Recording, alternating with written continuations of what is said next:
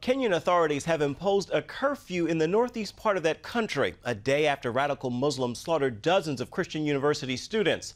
The Muslim terror group Al-Shabaab has claimed responsibility for the horrific attack. George Thomas brings us the story. There's a $215,000 reward for this man, identified by Kenyan authorities as the mastermind behind the slaughter of at least 147 Christian students. On Thursday morning, 4 gunmen strapped with suicide vests and armed with AK-47s stormed the Garissa University College in northeast Kenya. It was around 5 a.m. We wake up early in the morning for the morning prayers. We tried to turn on the lights, but they were not working. Eyewitnesses say the terrorists went from room to room, asking students whether they were Christian or Muslim. Those who identified themselves as Christian were murdered on the spot without mercy.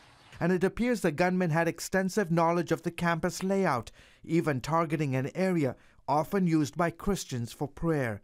Many of those killed were reportedly beheaded after being asked to recite verses from the Quran.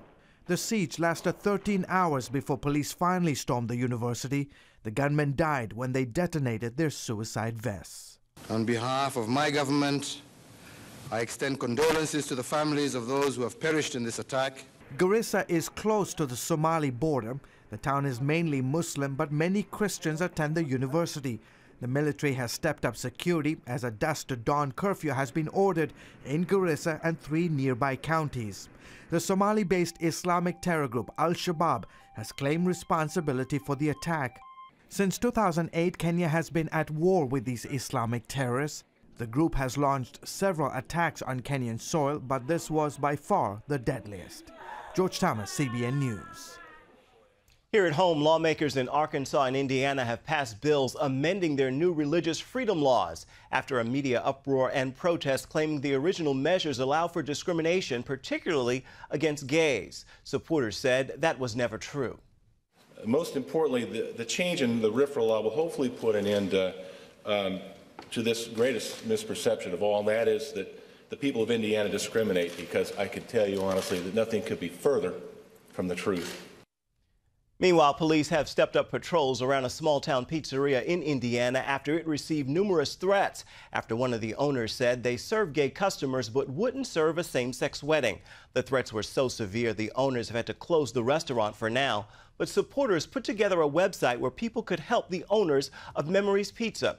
And so far, it's already raised $500,000. You can find a link to that website at cbnnews.com. President Obama will try to sell his framework for a nuclear deal with Iran to skeptical lawmakers on Capitol Hill. Republican leaders say Congress has to have the last word, and some Democrats agree.